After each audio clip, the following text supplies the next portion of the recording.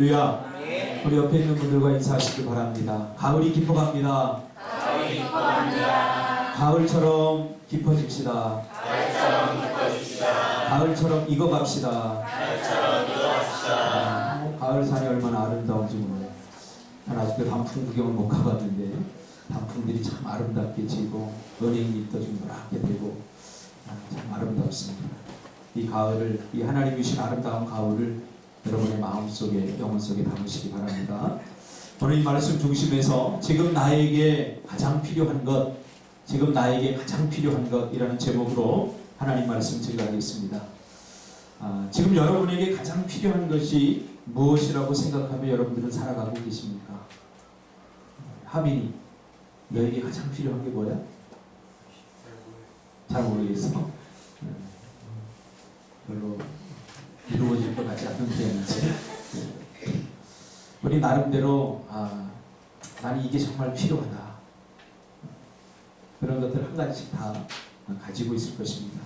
이것만 해결되면, 자, 이것만 있으면 내 인생의 모든 문제가 해결될 것 같은, 내가 행복할 것 같은 그런 한 가지가 다 있다고 저는 생각합니다. 근데 가만히 생각해 보면 내가 그토록 지금 간절히 원하는 그것이 내 인생의 문제를 해결하고 나를 더 행복하게 하는 그 정답이 아닐 수도 있습니다. 예를 들면 나는 지금 돈이 없어서 불행해. 난 지금 돈이 있으면 정말 행복할 것 같아. 내 인생의 문제가 다 해결될 것 같아. 그렇게 생각할 수도 있겠지만 그것은 내 생각일 수도 있다. 돈이 정말 생기면 정말 해결될까요? 모든 문제가 다 해결되고 내가 정말 행복할까요? 또 내가 지금 내 자식이 정말 속을 썩여서 이 자식만 정말 문제가 없다면 우리 가족은 문제될 것이 없다고 생각할 수 있을지 몰라요. 때로는 내 남편이 그럴 수도 있어요. 그러나 정말 그 문제가 해결되면 정말 내가 행복할까요? 그 다음에 다른 문제가 없을까요? 나를 괴롭히는 사람이 없어지면 정말 그 문제가 해결될까요? 상담을 하면서 아이들, 왕따 당한 아이들 이렇게 상담하면 보통 이 아이들은 어떤 결론을 내리냐면 전학 가고 싶어요. 학교를 그만두고 싶어요. 그 전학 가면 그러면 그 문제가 해결될까요? 아니, 거기 가도 또 왕따를 당할 확률이 99.9%입니다. 어떻게 보면 내가 지금 가지고 있는 이 문제만 해결되면 참 좋겠다. 그렇게 가지고 있는 내 답이 정답이 아닐 수도 있다는 거죠. 왜냐하면 우리 인생은 문제가 없을 날이 없기 때문입니다. 어떤 형태로든 우리는 문제 속에서 살아갈 수밖에 없어요. 이 문제가 해결되면 또 다른 문제가 생겨요. 또 이 문제가 해결되면 또 다른 문제가 생겨요. 그러니까 가장 어리석은 것은 뭐냐면 하나님, 내가 문제없는 삶을, 완벽한 삶을, 완전한 삶을 살게 해주십시오. 이렇게 기도하는 것처럼 어리석은 게 없어요.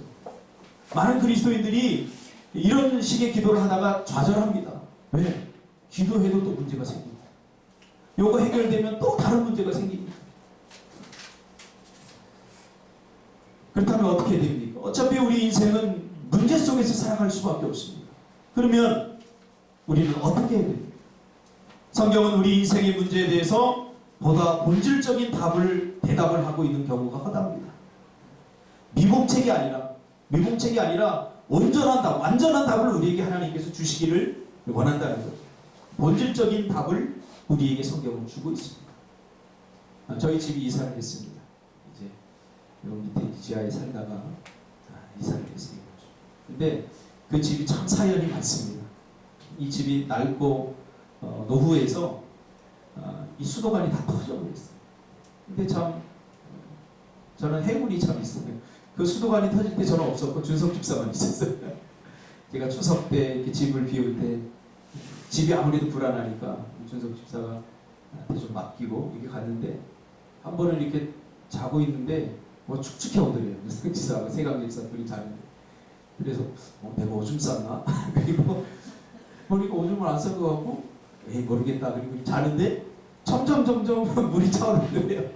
그래서 보니까 수도관이 노후해서 터져가지고 물이 차오르는데도 물이 차오르고 방바닥을 많이 적셔요. 그래서 동영상으로 찍어서 보냈는데 물이 정말 펄펄펄 이렇게 넘치는 거예요.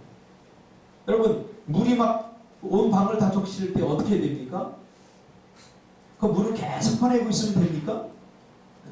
계속 물을 퍼낼 수 있겠죠. 그러나 물을 계속 퍼내면 이거 언제 끝날지 몰라요. 1년이 될지 2년이 될지 몰라요. 계속 물만 부고 있는 거예요.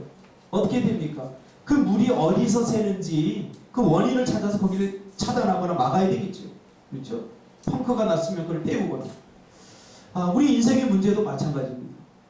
참 안타까운 것은 많은 그리스도인들이 미봉책적 대답을 가지고 살아가고 있다는 거예요. 본질적인 이 물이 막 넘치면 이게 가서 어디서 이게 나오나, 수도꼭지가 열렸나, 아니면 어디 터진 데가 있나 가서 근본적으로 문제를 해결해야 되는데 그냥 물만 보고 있다는 거예요. 물만 보고 있다. 그러니까 우리 인생의 문제가 대부분 사람들이 그렇게 미봉책적으로 잠시 눈 가리고 하는 식으로 그렇게 할 때가 많다는 거죠. 우리는 너무나 자주 물을 퍼내는 데 인생을 낭비합니다. 오늘 본문을 자세히 묵상해 보면 지금 로마교회 성도들이 어떤 상황에 처해 있는지를 우리가 알 수 있게 됩니다. 큰 문제, 큰 위기에 지금 로마교회 성도들이 직면하고 있죠. 그리고 사도 바울은 로마교회 성도들에게 이 상황을 극복하기 위해서, 이 문제를 해결하기 위해서 가장 필요한 것이 무엇인가를 말해주고 있습니다. 신앙생활은 해석이 정말로 중요합니다. 우리 앞에 당하는 많은 문제들, 많은 사건들, 그것을 우리가 어떻게 해석하느냐, 그것이 굉장히 중요합니다. 우리가 직면하고 있는 이 수많은 문제들 가운데 이것을 어떻게 해결할 것인가 하는 것보다 더 중요한 것은 이것이, 이 문제가 왜 나에게 생겼는가, 이 문제를 정확히 해석하는 게 중요하죠. 제대로 해석을 해야 제대로 인생의 문제를 풀 수가 있는 거죠. 성경에 근거한 해석, 이것이 제대로 된 해석입니다. 눈에 보이는 것을 근거로 하는 육체적 해석이 있고, 눈에 보이지 않는 것을 근거로 한 영적이고 성경적인 해석이 있습니다. 그러니까 우리는 눈에 보이는 것이 전부가 아닙니다. 눈에 보이는 것이 전부가 아니에요. 어떻게 보면 겉으로 보기에는 자녀의 문제일 수도 있고, 돈의 문제일 수도 있고, 다양한 관계적 문제일 수도 있지만 우리는 거기에서 멈추면 안 됩니다. 하나님의 백성들은 영적인 삶을 살기 때문에 보이지 않는 것에서 문제가 생길 수도 있다는 것을 우리가 발견해야 됩니다. 여러분, 암에 걸리면 어떻습니까? 배가 아파요. 배가 아픈데 이 문제가 어디서 생겼어요? 배 속에서 생겨요. 이렇듯이 우리 하나님의 백성들의 문제는 그냥 단순히 겉으로 보이는 환경적이고 어떤 눈에 보이는 그 문제에 국한돼서 바라봐서는 안 된다는 거죠. 예수님이 이것을 어떻게 해석했냐면 눈이 열려야 된다. 믿음의 눈이 열려야 된다. 그렇게 예수님이 말씀하셨죠. 그러니까 눈으로 보이는 문제, 환경적인 문제를 그냥 보이는 것이 전부인 것처럼 생각하고 해석해서는 안 된다는 거죠. 우리는 영적인 삶을 살아가는 사람들이기 때문이죠. 그래서 육신의 문제 배후에 악한 영이 역사할 수 있고, 또한 하나님께서 보이지 않게 하나님의 영이 그 인생에 간섭하시기 때문에 우리는 영적인 눈을 떠서 자신의 삶에서 일어나는 일들을 성경적인 인사이트를 가지고 해석할 필요가 있다. 열왕기하 6장에 보면 아람과 이스라엘이 전쟁을 하는 그런 장면이 나옵니다. 아람 군대와 이스라엘이 전쟁을 합니다. 당시 아람은 군사적인 그런 강대국이었습니다. 그런데 이스라엘과 싸움을 하면 번번이 지는 것입니다. 배터리가 나갔어요. 아람 왕이 아무리 생각을 해도 이해가 가지 않는 거예요. 왜? 당시 아람은 강력한 군대와 강력한 군사를 가지고 있었거든요. 그러니까 이 아람이 이스라엘하고 비교하면 이 전쟁이 될 수 없어요. 싸움이 될 수 없어요. 그런데 번번이 아람이 지는 거예요. 그래서 아람 왕이 고민을 하기 시작합니다. 성경에 보면 두려워했다 이렇게 말합니다. 두려워했다. 아람 왕이 두려워요. 왜? 이길 수밖에 없는 전쟁에서 자꾸 지거든요. 번번이. 근데 참 생각해보니까 이스라엘이 마치 자기들의 그 전략과 전술을 너무나 잘 아는 것 같아요. 우리가 이번에 기습작전을 해야 되겠다. 어디에 이걸 군사를 숨겨 놓아서 이스라엘 백성들이 이거를 사인이 맞아요. 딴 데 보고 있습니다. 이스라엘 백성들이 딱 거기 지키고 있다가 마치 자기네 전략을 너무나 잘 아는 것처럼 그렇게 하는 거예요. 그래서 안 되겠다. 이스라엘에 몰래 정탐꾼을 보냅니다. 그랬더니 이스라엘에 엘리사라고 하는 사람이 있는데 이 엘리사라고 하는 사람이 또 이 아람 왕이 침대에서 방귀 뀌는 소리가 다 들려요. 그렇죠? 그러니까 이거는 하나님께서 엘리사의 눈을 열어서 보게 하고 듣게 하는 거죠. 그렇죠? 그러니까 다른 사람이 듣지 못하는 걸 듣고 다른 사람이 보지 못하는 걸 보게 하는 거죠. 엘리사를 통해서. 그러니까 정탐꾼이 와서 보고하기를 도저히 저 엘리사가 있는 한 우리는 이스라엘과 싸워서 이길 수가 없습니다. 왜냐하면 우리가 은밀하게 작전을 다 짜는데 그 작전을 엘리사가 다 듣고 있기 때문에 우리는 절대 이길 수 없습니다. 그래서 아람 왕이 내린 결론이 뭐냐면 엘리사를 죽여야 되겠다. 그래서 엘리사가 지금 어디 있는지 추적해봐. 그랬더니 엘리사가 마침 도단성에 가 있어요. 도단성에 가 있으니까 이 엘리사 한 사람을 잡기 위해서 아람 군 전체를 다 풉니다. 생각해 보세요, 여러분. 기도하는 사람이 이렇게 위대합니다. 기도하는 사람은 한 민족보다 강할 수 있어요. 기도하는 한 사람이 역사를 바꿀 수 있다는 거예요. 그러니까 아람 군대 전체가 몰래 밤 늦게 가가지고 도단성을 겹겹이 포위합니다. 겹겹이 포위. 그리고 새벽에 다 이제 밝게 됩니다. 보니까 눈 떠보니까 이 엘리사의 종이 눈 떠보니까 사환이 눈 떠보니까 이거 꼼짝 못하니 죽게 되는 거예요. 왜? 아람군이 겹겹이 둘러싸여 있어요. 엘리사를 깨워서 우리가 이제 죽게 됐습니다. 큰일 났습니다. 그때 엘리사가 뭐라고 합니까? 아니다. 우리 절대 죽을 일 없을 거다. 죽게 됐는데요. 그러니까 이 사환이 보는 것은 그런 눈에 보이는 환경만 보는 거예요. 눈에 보이는 환경. 그러나 엘리사는 뭐예요? 영적인 눈을 떠서 그 도단성을 포위하고 있는 아람 군대의 그 뒤에 상상할 수 없는 하나님의 군대가 아람군을 포위하고 있는 것을 보게 되는 거죠. 그러니까 두려워할 이유가 없는 거죠. 그렇죠? 아람 군대만 보이면 두려움에 가득 찰 수밖에 없어요. 그러나 하나님의 군대가 그 아람 군대를 겹겹이 막 상상할 수 없을 만큼 포위하는 것을 보니까 엘리사는 여유가 생기는 거죠. 그때 엘리사가 하나님, 저 사환의 눈을 열어서 저것을 보게 해주십시오.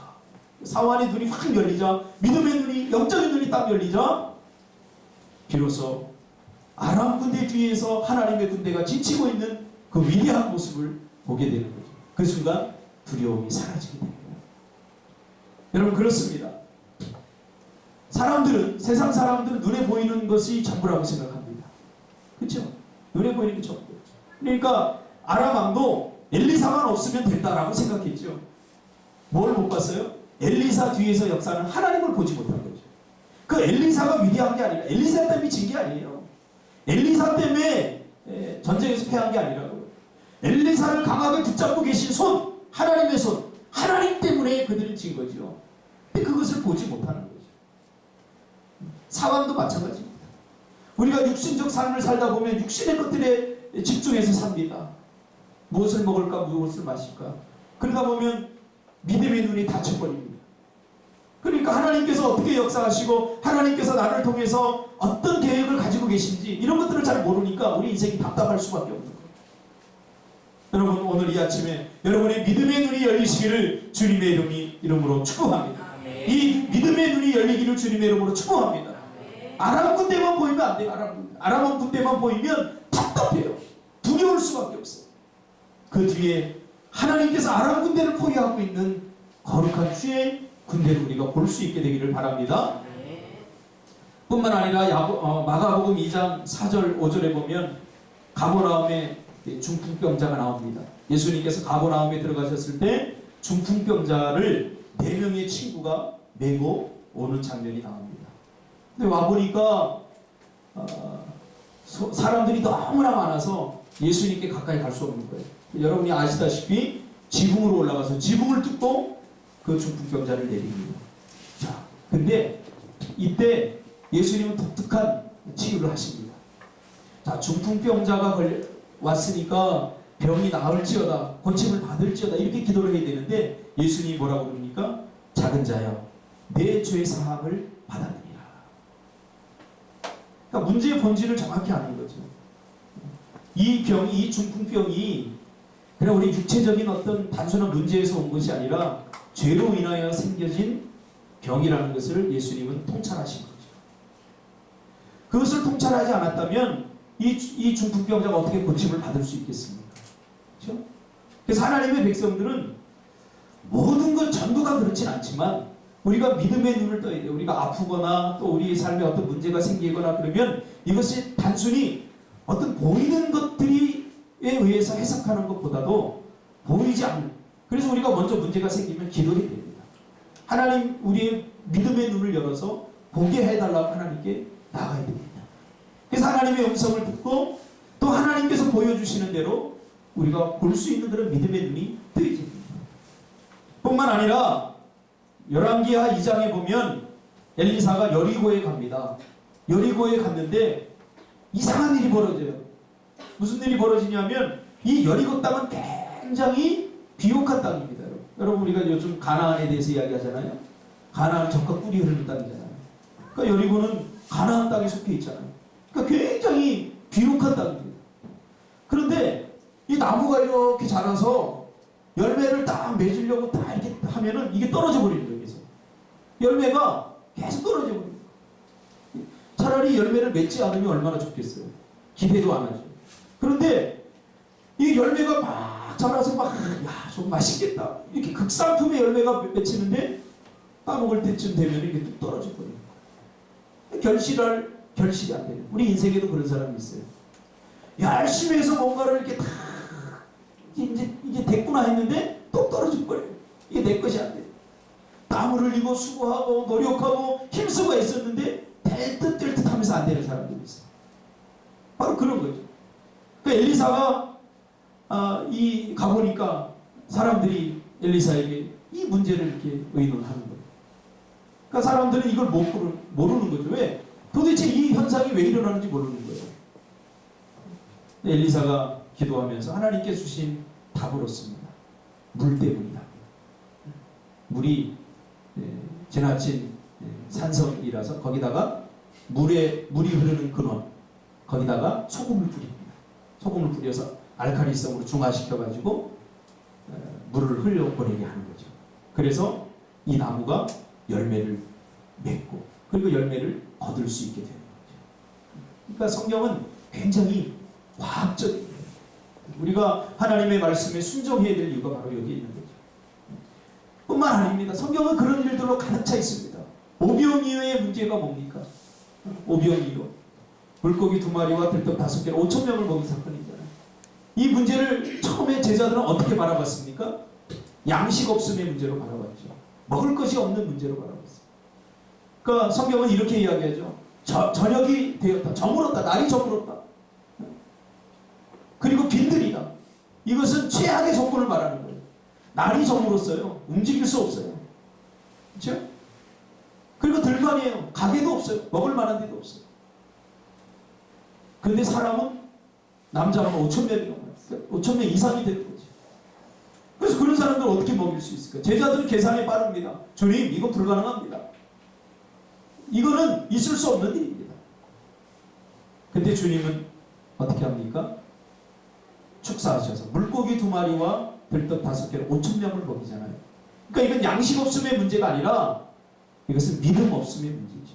믿음 없음의 문제죠. 그러니까 우리는 단순히 눈에 보이는 것이 전부라고 생각해서는 안 된다는 거예요. 뭐 이뿐입니까? 베드로가 주님을 버리고 주님이 십자가에 죽자 버리고 가서 고향에 가서 물고기 잡다가 부활하신 주님을 만나게 되죠. 깊은 데로 가서 그물을 던져라. 아니 주님, 이 당시에 베드로가 잡으려고 했던 고기는 깊은 데 있는 것이 아니라 얕은 데, 아마포라고 하는 그런 그물이 커요. 큰 고기를 잡을 수 있는 그물이에요. 그런데 깊은 데로 가서 이 그물을 치면 잡을 수가 없어요. 그런데 베드로가 주님의 말씀에 순종하여 갔더니 고기를 넘치게 잡게 되는 거죠. 그 결국은 베드로는 이것이 순종의 문제였음을 깨닫게 되는 거죠. 순종의 문제. 하나님의 눈으로 문제를 바라보는 시각을 가져야 됩니다. 지금 로마 교회는 심각한 문제의 직면에 있습니다. 교회의 문제는 곧 그 교회에 속해 있는 성도들의 문제인 거죠. 그렇죠? 특히 두 가지 문제가 있는데, 첫째로는 거짓 교사들이 나타나서 다른 복음을 전하고 있어요. 로마 교회 안에 거짓 교사들이 나타나서 사도 바울이 전한 복음들, 복음의 진정성에 대해서 도전하고 있는 거죠. 믿음으로 구원을 받는다고? 아니야. 할례를 받아야 돼. 그러면서 원색적인 복음을 도전하고 있는 거죠. 거짓 교사들이 나타나서 잘못된 성경을 잘못 해석하고 잘못된 거짓 교리를 가르쳐요. 우상과 그리고 다원주의를 막 섞어서 복음만으로, 믿음만으로 구원을 얻는 게 아니야. 이러면서 자꾸 왜곡시킵니다. 할례도 받아야 돼. 행위도 참 중요해. 그러면서 다른 복음을 전합니다. 31절에 보면 교회를 대적하고 성도를 대적하는 무리가 있었다. 그렇게 나옵니다. 이 대적하는 무리가 교회 안으로는 이런 거짓 교사들의 도전입니다. 그렇죠? 그리고 외부적으로는 로마의 그 심각한 박해를 받게 됩니다. 로마의 황제에 의해서 심각한 박해를 받게 됩니다. 로마의 그 10대 박해가 있지 않습니까? 저도 이 역사를 배우면서 이 박해가 얼마나 처절했는지 저는 그 기독교 그 역사를 배우면서 저도 굉장히 많이 감동을 했던 부분입니다. 어떻게 죽였습니까? 단순히 예수 믿는다는 그 이유만으로 그냥 잡혀가는 거예요. 잡혀가서 사람을 그냥 죽이지 않습니다. 왜냐하면 너희들 예수 믿으면 이렇게 다 죽을 거야. 그러면서 위협하는 거죠. 그래서 어떻게 죽입니까? 사자굴에 집어넣었어요. 원형 경기장에 모아놓고 사람들을, 로마 시민들을 다 모아놓고 예수 믿는 사람들을 잡아다가 포박해서는 사자를 풉니다. 그리고 예수 믿는 사람들 거기다 다 집어넣습니다. 풀어놓습니다. 우리가 배너나 이런 영화에 보면 사자하고 경기하는 거 나오지 않습니까? 그런 것처럼 그렇게 해서 물려 뜯겨 죽입니다. 예수를 믿는다는 이유. 그뿐입니까? 말에다가 이 사지를 다 묶어서 말을 달리게 해서 찢어 죽입니다. 목을 잘라 죽이고, 그런 것은 차라리 고통 없이 잘 죽는 거예요. 마치 기독교가 풍전등화의 위기에 맞게 되는 상황이죠. 안으로는 거짓 교사들이 거짓된 복음을 자꾸 전함으로써 교회를 무너뜨리려고 하고, 또 밖으로는 이러한 핍박과 박해를 통해서 하나님이 없다. 너희 하나님이 있으면 너 예수 믿는 사람들이 이렇게 처절하게 죽어가는데 왜 하나님은 가만히 있겠느냐. 그러면서 막 조롱을 하는 거예요. 심지어는 예수 믿는 사람들 잡아다가 죽여서 로마의 밤을 밝혔다. 그런 이야기도 있습니다. 예수 믿는 사람들 잡아 죽여서 그 지방이 많잖아요, 사람이. 그 불을 붙여서, 기름을 부어서 불을 붙여서 로마의 그 밤을 환하게 밝혔다. 그런 역사도 제가 들었습니다. 견디다 못한 사람들은 배교하고 도망치고 하나님이 없나 보다 흔들리기 시작하는 거지. 흔들리기 시작. 이게 로마 교회가 직면한 가장 큰 문제입니다. 우리는 인생에 문제가 없기를 위해서 기도하지만, 어쩌면 우리가 신앙생활하는 것은 우리가 문제없는 삶을 위해서 기도하고 문제없는 삶이 지속되기를 원하는 마음 간절하지만, 그러나 우리의 마음의 간절함과는 다르게 우리 인생에 이런 문제들이 산재해 있다. 그런 문제 속에서 우리 그리스도인들은 패배주의에 사로잡히고 문제를 해결해 주지 않는 하나님을 원망하고 불평하며 또 원망을 쏟아낼 때가 한두 번이 아니지 않습니까? 기죽고, 그렇죠? 괜히 자신감 상실하고 세상에 대해서 영향력을 발휘해야 되는데 그렇지 못할 때가 많습니다. 그래서 실망하고 급기야 믿음의 자리를 떠나기도 하고 하나님이 없다라고 생각하기도 합니다. 또 하나님을 거부하기도 합니다. 약한 교회, 무기력한 성, 이것이 오늘 우리의 모습이 아니겠습니까? 현재의 문제에 대해서 전혀 손도 못 쓰는 성도들의 삶은 어쩌면 세상 사람들이 보기에 정말 한심해 보일 수도 있습니다. 세상 사람들보다 더 불행해 보이고 세상 사람들보다 더 행복해 보이지 않는 그리스도인들은 세상에 더 이상 영향력을 발휘할 수 없게 됩니다. 지금 이것이 로마 교회가 처해 있는 상황이에요. 로마 교회가 이런 상황에 처해 있는데 얼마나 그 리더십들은 고통스럽겠습니까? 그렇죠? 자, 그러면 하나님 같으면 어떻게 했으면 좋겠어요? 여러분 생각 같으면 이 문제가 어떻게 해결됐으면 좋겠어요? 거짓 교사들을 다 내모라. 거짓 교사들 다 누구야? 너 해서 다 내모라. 그리고 로마 황제가 박해를 하지 않으면 이 문제는 해결될 것 같아요. 그렇죠? 우리는 그런 기도를 드려요. 보통. 하나님, 나 지금 저 사람 때문에 너무 고통스러워요. 저 사람 뭐 죽게 해주세요. 저 사람 사라지게 해주세요. 근데 제가 서두에도 말했듯이 그 사람 죽으면 또 다른 사람이 나를 괴롭히게 되어 있어요. 이 문제가 해결되면 또 다른 문제가 나를 괴롭히게 되어 있다. 그 문제가 없을 수 없어요. 그러므로 거짓 교사들을 내쫓고 하나님께서 응답하셔서 로마 황제가 박해를 하지 않는 것, 그것이 정말 정답일까요? 성경은 그렇게 말하고 있지 않습니다. 그렇다면 왜 굳이 예수님께서 십자가에 달려 죽으셔야 했겠습니까? 굳이 하나님께서 우리가 생각하는 그런 방법으로 하나님을 잘 섬기는 자에게 복을 주고 하나님을 잘 섬기지 않는 자에게 재앙을 내린다면 여러분 굳이 우리가 설교할 필요도 없어요. 그런 것들이 눈에 보인다. 그러나 하나님께서 이 역사를 이끌어가는 방법은 우리가 생각하는 방법과 달라요. 우리가 생각하는 것처럼 그렇게 하나님은 싸구려 방법으로 인도하지 않는다. 지금 로마 교회 성도들은 이러한 문제에 직면해 있고 로마 교회 리더십들은 이것 때문에 지금 고민하고 있는 거예요. 탈무드에 보면 이런 말이 있습니다. 배고파하는 사람에게 생선을 주지 말고 물고기를 낳는 방법을 가르쳐주라. 오늘 성경도 동일한 답을 우리에게 주려고 하는 거예요. 하나님, 돈 주십시오. 돈 주고. 하나님, 이 문제 해결해 주십시오. 이 문제 해결해 주고. 그런 방법이 아니라는 거예요. 하나님께서 우리가 우리 안에 있는 믿음으로 스스로 그것을 해결하기를 원하신다. 할렐루야. 언제까지 입 벌리고 있습니까? 언제까지? 하나님은 이미 이 세상의 모든 것들을 다 행할 수 있는 권세를 우리에게 주셨어요. 마태복음 28장에 말하고 있잖아요. 하늘과 땅의 모든 권세를 너에게 주셨으니. 할렐루야. 이 권세 안에 여러분 믿음이 있고 여러분 어떤 문제를 만나든지 그것을 해결할 수 있는 능력이 있다는 사실을 믿으시길 바랍니다. 언제까지 징징댈 거예요? 여러분이 가지고 있는 믿음을 사용해야 되죠. 여러분이 가지고 있는 믿음이라고 하는 강력한 믿음을 사용해야 되죠. 사용하지 않고 하나님 주신 거 사용하지 않고 하나님이 해결해 주시기를 언제까지 여러분? 언제까지? 고기를 잡아주면 한 끼를 해결하고 고기 잡는 방법을 가르쳐주면 평생을 해결한다. 그 말 아니겠어요? 지금 로마교회 성도들이 가장 필요한 것이 무엇일까? 이 문제를 해결해 주는 것이 아닙니다. 즉 거짓 교사를 내쫓고 로마 박해가 중단되도록 하나님께서 하는 것이 하나님의 뜻이 아닙니다. 그러면 그 다음에는 또 이와 비슷한 박해가 일어나면 또 하나님께서 나서서 또 해결해 줘요. 하나님은 우리를 당신의 사역자, 동역자로 부르셨어요. 왜 우리에게 믿음을 주셨겠습니까? 왜 우리에게 권세를 주셨겠습니까? 그 사용하라는 거예요. 하늘과 땅의 권세를 우리에게 주신 거예요. 그렇지 않으면 하나님이 다 해결해 주시죠. 그렇죠?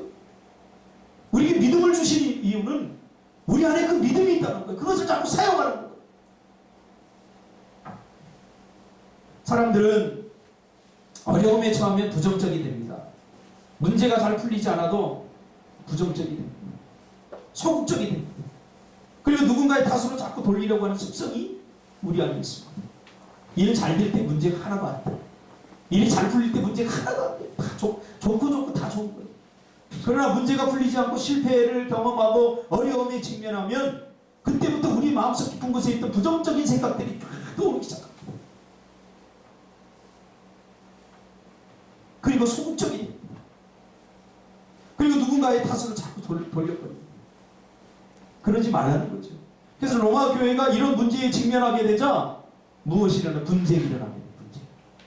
로마 교회가 부흥하고 잘 될 때는 열심히 했는데 어려움에 딱 직면하고 나니까 서로 지금 교회 안에서 분쟁이 일어난 거예요. 분쟁.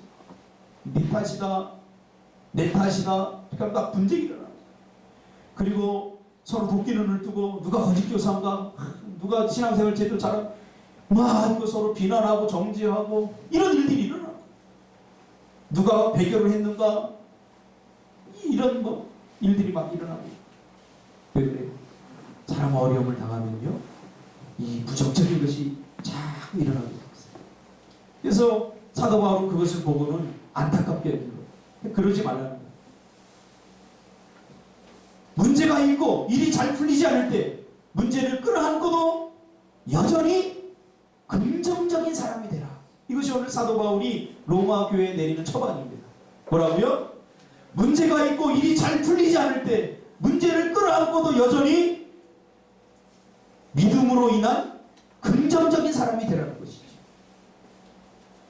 문제가 있고 어려움이 있는데 그것에 영향을 받지 말고 하나님의 약속의 영향을 받으라는 거죠. 하나님의 말씀의 영향을 받으라는 거죠. 그래서 오늘 본문은 다 그런 얘기입니다. 그런즉 이 일에 대하여 우리가 무슨 말하리요? 만일 하나님이 우리를 위하시면 누가 우리를 대적하리요? 야, 하나님이 너희를 지금 위하고 계신데 조금 지금 어렵고 힘들다고 왜 그렇게 낙심하냐는 거예요. 왜 그렇게 부정적으로 생각하냐는 거예요. 그러면 32절에 자기 아들을 아끼지 아니하시고 우리 모든 사람을 위하여 내어주시니가 어찌 그 아들과 함께 모든 것을 우리에게 주시지 않겠느냐. 야, 생각해봐.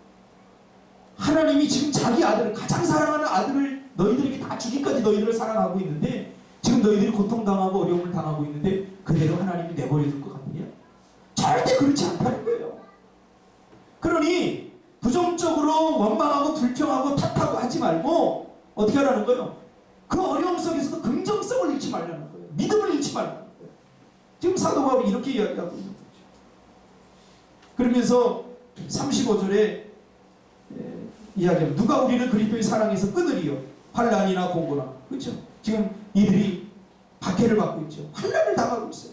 곤고합니다. 박해를 받고 있어요. 그러나 그것들이 하나님의 사랑에서 너희를 끊어놓지 못할 것이다. 이 말은 뭐예요? 괜찮다는 거예요. 결국은 너희가 승리할 거라는 거예요. 할렐루야. 너희들이 지금 실패하는 것 같고 너희들이 지금 안 되는 것 같고 이 문제 때문에 내가 망할 것 같지만 절대 그렇지 않다는 거예요. 그러니 긍정성을 잃지 말라는 거예요. 어려움 속에서도 문제 속에서도 항상 주님을 바라보고 긍정성을 잃지 말라는 거예요. 그래서 여러분, 믿음이 정말로 필요할 때는 믿어지지 않을 때예요. 정말 믿음이 필요할 때는 힘들고 어려울 때 아닙니까? 근데 이때는 정말 우리가 안 믿고 잘 될 때는 믿어. 잘 될 때. 아, 기도 응답될 때, 맞아, 하나님이 응답을 주셨어. 하나님이 살아계셔. 그럼 내가 힘들고 어려우면 하나님 죽었습니까?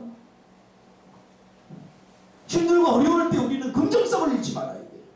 이것을 성경은 어떻게 표현하느냐? 항상 변함이 없다. 항상 변함이 없다. 우리 전전부처에 왔던 지미선 씨, 그 CCM 가수 카톡에 보면 그가 그렇게 카톡 제목에 붙여놨더라고요. 광야에서도 찬양하고 잘 될 때도 찬양하고 광야, 그런 비슷한 문구를 적어놨더라고요. 맞아요. 찬양은 기분 좋을 때만 하는 게 아니에요. 외로울 때도 하는 거고 힘들 때도 하는 거고. 믿음은 항상 잘 될 때만 믿음을 보이는 거 아니에요. 그때는 오히려 믿음이 필요 없어요. 정말 믿어지지 않을 때, 의심될 때, 정말 안 될 것 같은 때. 오늘 로마 교회 교인들이 처해 있는 이 척박한 상황, 정말 하나님이 죽은 것 같은, 당신의 백성들이 죽어가는데 하나님은 아무것도 하지 않는 것 같은 그 하나님을 경험하게 될 때, 이때도 우리가 여전히 믿음의 긍정성을 잃어버리지 말라고 지금 사도 바울은 로마 교회 성도들에게 이야기하는 거죠. 야, 칼이나 적신이나 그 어떤 것으로도 하나님의 사랑이 너희를 끊어놓지 못할 거야. 이 말을 한마디로 바꾸면 괜찮아. 결국 너희가 이길 거야. 할렐루야.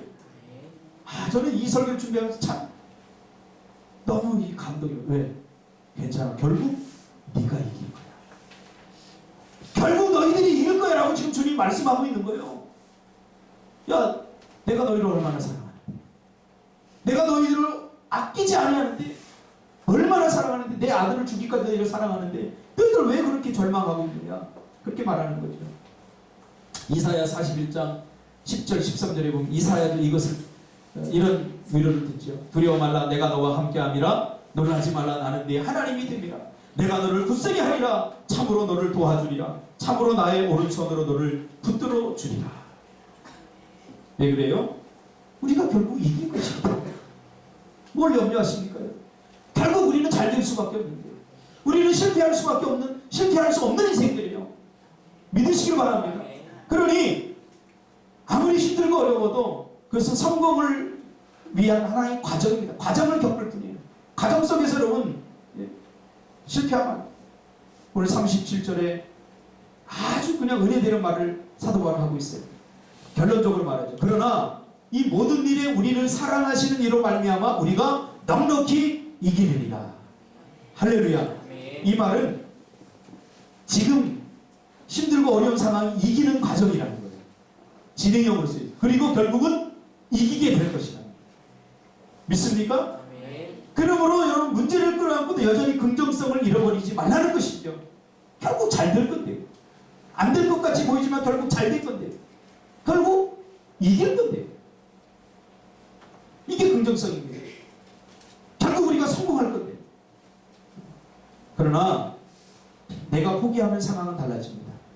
내가 멈추면, 내가 맞서서 이 상황과 싸우지 않으면, 이 상황에 내 믿음을 보이지 않으면, 내가 나서지 않으면 승리는 지연되는 거죠. 승리는 내가 맛볼 수 없어요.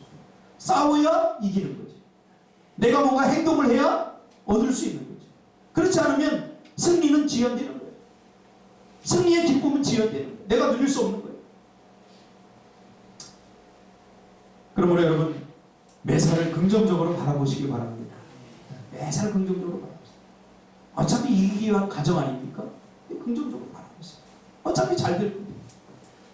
웃음 치료를 하는 제 친구 목사가 신문에 쓴 글이 있어요. 그래서 제가 한번 읽어봤어요. 제가 소개해드리고 설교 마치겠습니다. 가끔씩 웃음 유머 치료 교실에 오시는 80대 할머니가 계시는데 행복한 얼굴로 싱글벙글이다. 부럽기도 하고 또 그 비결이 궁금해서 말을 붙였다. 할머니, 요즘 건강하시죠? 그러자 할머니 씩씩하게 대답하신다. 응, 아주 건강해. 말기 위암 빼고는 다 좋아. 그 대답에 머리끝에서부터 발끝까지 100만 볼트 전기로 감전되는 듯한 전율을 느꼈다. 할머니는 너무너무 행복하다고 말씀하신다. 아무것도 없이 태어난 집도 있고 남편도 있고 자식들도 5명이나 있다는 것이다. 이제 암이 몸에 들어와서 예정된 시간에 태어난 곳으로 돌아갈 수 있다니 얼마나 즐겁고 행복하느냐는 것이다. 언제 세상을 떠나게 될지 알기 때문에 행복하다는 것이다. 그 할머니를 통해서 삶이 무엇인지, 행복이 무엇인지, 마음의 평안이 무엇인지를 다시 한번 생각하게 된다. 행복은 끝없이 몰아치는 상황을 긍정적으로 해석하는 능력에 달려있음을 뼈저리게 느끼게 된다. 암에 걸렸을지라도 고질병이라고 생각하는 사람에게 암 치유율은 38%에 그치지만 점 하나 붙여서 고칠병이라고 믿는 사람에게 있어서 암의 치유율은 70%까지 올라간다는 통계가 있다. 똑같은 암이지만 죽을 병이라는 사람도 있지만 암을 통해서 삶과 죽음에 대한 통찰을 얻었다는 분들도 많다. 암을 죽음으로 연결하느냐, 암을 삶으로 해석하느냐는 전적으로 우리의 긍정적인 태도에 달려있다. 이 친구가 학교 다닐 때 이렇게 글을 잘 안 썼는데 제가 이 글을 읽고 굉장히 감동을 받았어요. 부정적인 사고가 지배적인 이 세상 속에서 하나님의 백성들이 우리가 긍정적으로 살아야 될 때입니다. 누구를 만나든지 어떤 사람을 만나든지 다 부정적인 이야기 하지 않습니까? 이때 우리 믿음의 사람이 어떻게 살아야 됩니까? 긍정적인 말을 하고 긍정적인 행동을 하시기를 주님의 이름으로 축복합니다. 여러분이 어떤 상황에 직면해 있든지 간에 결국 우리는 이길 것입니다. 왜? 우리를 이기게 하시는 하나님이 그렇게 하실 것입니다. 그러므로 긍정적으로 사시기를 주님의 이름으로 축복합니다. 기도하겠습니다.